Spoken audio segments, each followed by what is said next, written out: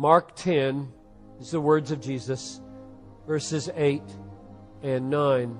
Jesus quotes Genesis 2:24. For Jesus, this verse was the most fundamental verse about marriage in all of the Bible. This was Jesus' foundation stone for the beginning of all of His teachings about marriage.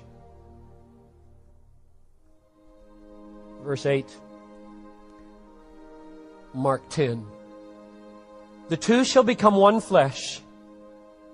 So, Jesus says, they are no longer two, but one flesh. What therefore God has joined together, let no man separate.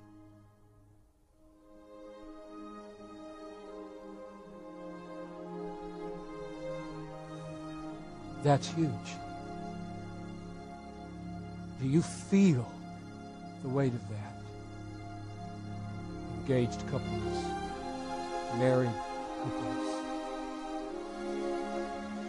When a couple speaks their vows and consummates their vows with sexual union, it is not man, woman, pastor, parent who's the main actor.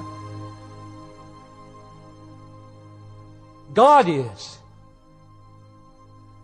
God joins a husband and a wife in one flesh. God does that. God does that.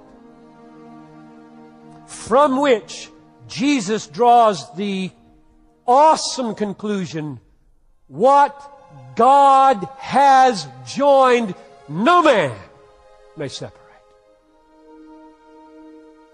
God will bring you into a relationship with someone, most of the time, who is not only not compatible with you, but is weak, tremendously weak, in the very areas where you would most want them to be strong. Now, why does He do that? I'll tell you why. How would you ever learn unconditional love if you were married to someone who met all the conditions? Question. How would you ever learn mercy, patience, long-suffering, heartfelt compassion if you were married to someone who never failed you, who was never difficult with you, who never sinned against you, who was never slow to acknowledge their sin or ask for forgiveness? How would you ever learn grace to pour out your favor on someone who did not deserve it if you were married to someone who was always deserving of all good things? You are married to a person who does not meet all the conditions so that you might learn unconditional love. You are married to a person who needs mercy so that you learn to give it.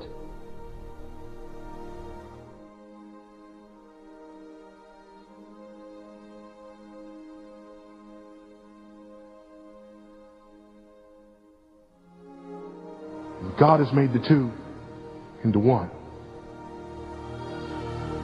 And He's given us the unbelievable privilege of representing before a lost and hurting and dying world this relationship between Jesus Christ and His church.